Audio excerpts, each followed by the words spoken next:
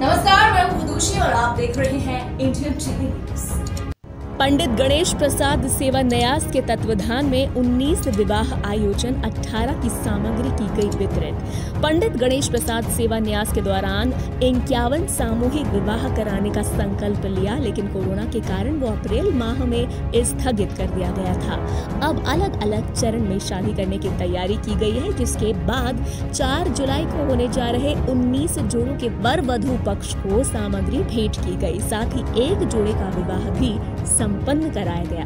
नगर की सीमा से लगे ग्राम थौर्रा में पंडित गणेश प्रसाद मिश्र सेवा न्यास के तत्वाधान में अनेकों कार्यक्रम आयोजित किए जाते हैं। इस क्रम में 51 सामूहिक विवाह का संकल्प न्यास के द्वारा लिया गया था, लेकिन कोरोना वायरस की दूसरी लहर आने पर अप्रैल माह में होने वाला कार्यक्रम स्थगित करने के बाद बैठक में निर्णय लिया गया कि अलग अलग दौर में भी सभी संपन्न विवाह किए जाएं, जिसके चलते 4 जुलाई को 19 सामूहिक विवाह कार्यक्रम के तहत द्वारे द्वारे संस्कार न्यास के द्वारा किए जाएंगे। इसके पूर्व आज वर वधू को सामग्री भेंट की गई। विवाह सामग्री के तहत पलंग, अलमारी, कूलर, सोफा सेट, बक्सा सहित घरेलू उपयोग के बर्तन एवं सभी सामग्री भेंट की गई। इसके साथ ही दूल्हा के लिए 3 पीस सूट एवं दुल्हन के लिए लहंगे की व्यवस्था भी पंडित गणेश प्रसाद मिश्र सेवा न्यास के द्वारा की गई एवं दुल्हन के लिए सोने का मंगलसूत्र, नाक की कील एवं चांदी की पायल और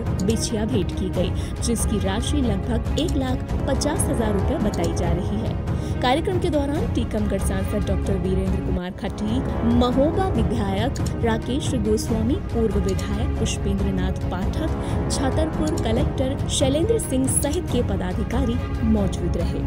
उमंग शिवहरे, इंडियन टीवी न्यूज, जिला ब्यूरो चीफ, छतरपुर। 2 साल से धूल खा रही हैं। पूर्व विधायक के प्रयासों से वहाँ पर लोगों के लिए जिनकी व्यवस्था की गई थी, जो ताले में बंद है, लगभग 2.5 वर्ष हो गए। आपने विषय मेरे संज्ञान में लाया है और मैं इस संबंध में संबंधित प्रशासन से बात करके उनका जिनके सामान का उपयोग हमारी युवा पीढ़ी को देना का उपयोग करने के लिए मिलना चाहिए, थोड़ा बहुत जो खराब हो गया उसको ठीक करना चाहिए। सर, नगर के चुनाव को लेकर लीडरशिप क्यों हो रही है सर? क्या वजह है लीडरशिप? अब तो सरकार भी आपकी बात कर, केंद्र में सरकार बात करती है, क्यों? कोविड में बहुत सारी चीज़ों को जो है ना, और कोविड के कारण हमारे सामाजिक और काफ़ी सारी व्यवस्थाओं को जो है ना ताना बाना जो है ना छिन्न कर दिया। अभी प्राथमिकता के आधार पर जो 1.5 साल की स्थिति बनी है, उसमें किस तरह से कोरोना को नियंत्रित करके सामाजिक जीवन को जो है ना पटरी पर लाने का काम किया जाए, और इसके कारण से कुछ चीज़ों में थोड़ा सा विलम्ब हो रहा है। लेकिन वो विधानसभा चुनाव में 5 राज्यों वहाँ कोरोना नहीं देखा जाता है। मध्य प्रदेश में उपचुनाव में यहाँ कोरोना नहीं था क्या? निश्चित रूप से उसके कुछ ना कुछ प्लस माइनस रहे होंगे, और इसी कारण से अभी चुनाव में जो है ना वो विलम्ब हो रहा है। नगर पालिका में आज हरियाणा निकल गई है स्वच्छता वाहन को लेकर। नगर पालिका परिषद नौगांव में अभी तक 3 स्वच्छता वाहन थे, लेकिन आज 6 और नए वाहन इसमें जोड़े गए। नगर पालिका के पास अब 9 स्वच्छता वाहन हो जाएंगे। इन स्वच्छता वाहनों से नगर के कचरे को उठाने के लिए नगर पालिका के सीएमओ महोदय के द्वारा और अलग अलग जोन बनाए गए हैं। पहले क्या होता था, स्वच्छता अभियान वार्ड से अनुसार किया जाता था, लेकिन अब जब ये वाहन जाएंगे तो 9 वाहनों का पूरे नगर के वार्डों में इस तरह से एरिया वाइज जोन बनाए गए हैं कि ये वाहन जब जाएगा तो उस जोन के घर में पड़ने वाले घरों का, उनका सबका कचरा लेकर आएगा। वाहन बढ़ने से स्वच्छता के काम को और भी ज़्यादा गति मिलेगी, और उसमें मैंने आज आह्वान किया है नगर पालिका के सीएम महोदय जी से कि इस काम में नगर के लोगों की भागीदारी भी इसमें जोड़ना चाहिए, और एक बड़ा आयोजन करके नगर के जो व्यापारी हैं, वकील हैं, इंजीनियर हैं, और जो समाजसेवी संस्थाएं हैं, और जो प्रमुख लोग हैं, ऐसे सारे प्रमुख लोगों को बुलाकर, कॉलेज के छात्र छात्राओं को बुलाकर उन सबके भी विचार इस स्वच्छता अभियान को कैसे और अच्छा बनाया जा सकता है, नगर को कैसे साफ स्वच्छ रखा जा सकता है, जनता की भागीदारी इसमें सुनिश्चित की जाए। और ये शहर केवल नगर पालिका को साफ स्वच्छ रखने के लिए जिम्मेवारी नहीं, बल्कि इसमें जब नगर के सारे लोगों की भागीदारी जुड़ेगी तो नौगांव नगर वैसे भी अपने उसके लिए बचाव के लिए प्रसिद्धि बनाए हुए है। आने वाले समय में जिस तरह से इंदौर में स्वच्छता अभियान के बारे में लगातार जो ना इंदौर को पुरस्कार मिल रहा है, वो पुरस्कार इसके कारण से मिल रहा है कि वहाँ के इंदौर के नागरिक जो है ना, वहाँ का बाहर का कोई व्यक्ति अगर कचरा डालता है तुरंत वाहन को रोककर और कहते हैं कचरा उठाओ। इसी तरह से जब हमारे नगर के सारे लोगों की भागीदारी स्वच्छता अभियान के साथ मिलेगी तो आने वाले समय में नगर पालिका नौगांव जो है ना अपने स्वच्छता अभियान के माध्यम से, अपनी सुंदरता के माध्यम से पूरे क्षेत्र में अपनी पहचान है। कार्यक्रम होता है ऐसे किस तरह से वहाँ पर क्लास लगेंगी, क्या स्ट्रेटजी होगी इसकी विद्यालय के लिए? केंद्रीय विद्यालय संगठन के द्वारा इस संबंध में मेरी लगातार कई दिनों से हमारे जो मानव संसाधन विकास मंत्री हैं उनके साथ में बातचीत चल रही थी, और पिछले कार्यकाल से ही मैंने नौगांव में इस तरह के उसको विद्यालय को प्रारंभ करने के लिए बातचीत की थी। अभी पिछले दिनों हमारे जो केंद्रीय मानव संसाधन मंत्री हैं रमेश निशंक जी, तो उन निशंक जी के साथ में बैठे 2 दिन से मैं लगातार बात कर रहा था। वो मिल के हमको मैंने वीरेंद्र जी चलिए आपको 2 दिन से लगातार फ़ोन आ रहा है और बैठ कर चर्चा करते हैं। तो मैंने उनसे अपने नौगांव शहर हमारा यहाँ पर आर्मी का सेंटर भी है और बैंक हैं, पोस्ट ऑफिस हैं, कृषि विज्ञान केंद्र है, इस तरह से सेंट्रल गवर्नमेंट के एम्प्लॉइज बड़ी संख्या में हैं। उनके परिवार के बच्चों को जो है ना केंद्रीय विद्यालय की शिक्षा का लाभ नहीं मिल पा रहा है। जो सक्षम लोग होते हैं वो अपने बच्चों को छतरपुर भेज देते हैं, लेकिन इतनी बड़ी संख्या है कि यहाँ पर पृथक रूप से और केंद्रीय विद्यालय खोला जाना चाहिए।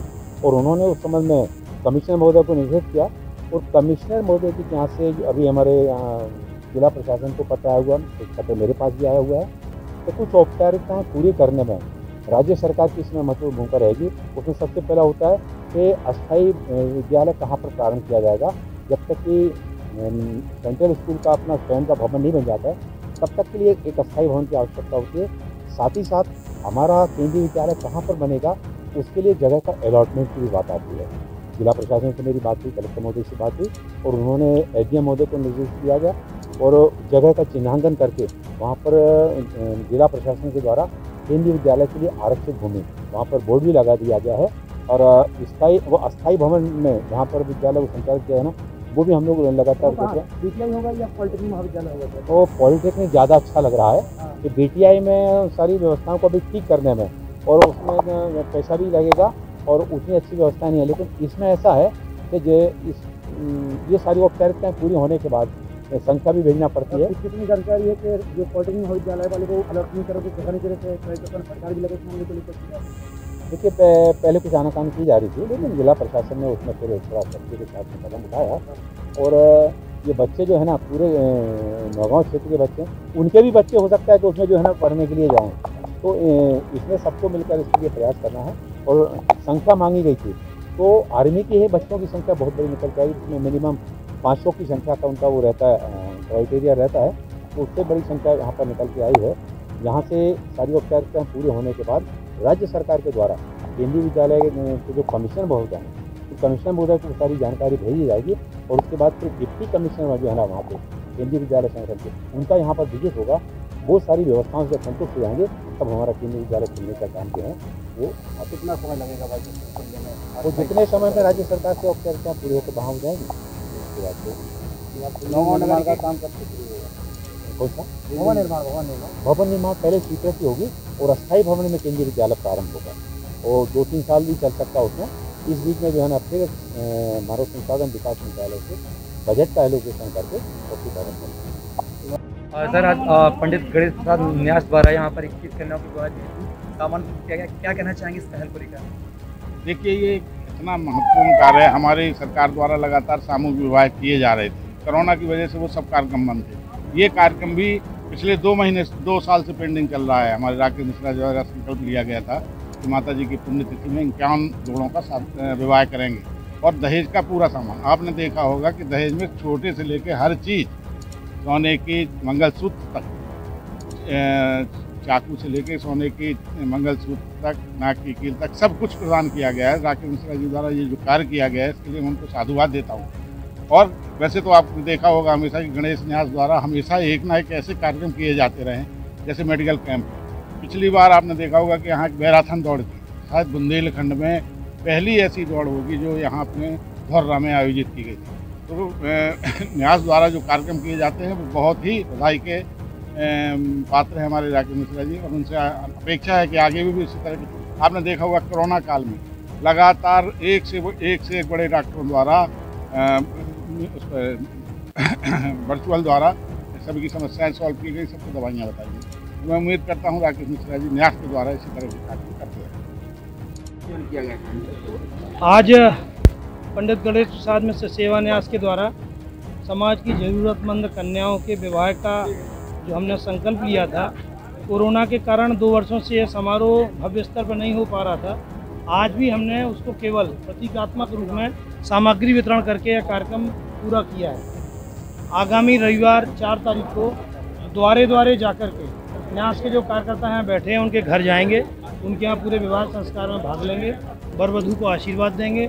न्यास की तरफ से बच्ची को एक चेक प्रदान की जाएगी और ये सामग्री आज सब लोग लेके जा रहे हैं, तो उनके अच्छी तरह से कार्य संपन्न हो जाए, ये हमारे ट्रस्ट की भावना। कितनी संख्या? आज 18 लोग यहाँ पे आए हैं, 51 लोगों का लक्ष्य है। आप देख रहे हैं स्टोर भरा हुआ है। आपके भी परिचित में ज़रूरतमंद में कोई व्यक्ति हो, सादगी तरीके से ज़रूरतमंद व्यक्ति के लिए हम सब सामान देने के लिए तैयार हैं। पंडित गणेश प्रसाद न्यास के द्वारा 21 कन्याओं के विवाह किए जा रहे हैं, इस पहल को क्या कहेंगे आप? जो पंडित गणेश प्रसाद न्यास द्वारा इस तरह की जो 20 कन्याओं का विवाह का जो इस तरह का कार्यक्रम आयोजित किया, ये बहुत शानदार पहल है। मैं हमेशा कहता हूँ कि जो सक्षम लोग हैं, उनको गरीब परिवार हैं या ऐसे ज़रूरतमंद परिवार हैं, उनको मदद करने के लिए आगे आना चाहिए। हमेशा हमें किसी भी धर्म में कहा गया है कि जब आपके पास जो भी धन आप कमाते हैं उसका 1% आपको धर्म में और पुण्य कर्मों में खर्च करना चाहिए। इसके तहत ये पंडित गणेश प्रसाद मिश्रा और डॉक्टर राकेश मिश्रा, इनके द्वारा जो काम किया जा रहा है, मैं उनको बहुत बहुत बधाई देता हूँ, धन्यवाद देता हूँ और अनुरोध भी करता हूँ कि आगे इसी तरह से इस क्षेत्र के जो ज़रूरतमंद लोग हैं उनकी मदद करते रहेंगे। और मैं ईश्वर से प्रार्थना करता हूँ कि ये न्यास और उनके डॉक्टर राकेश मिश्रा बहुत ऊपर तक आगे बढ़ें, भगवान उनको बहुत तरक्की दे, जिससे कि और ज़्यादा लोगों की सेवाएं कर सकें। Thank you.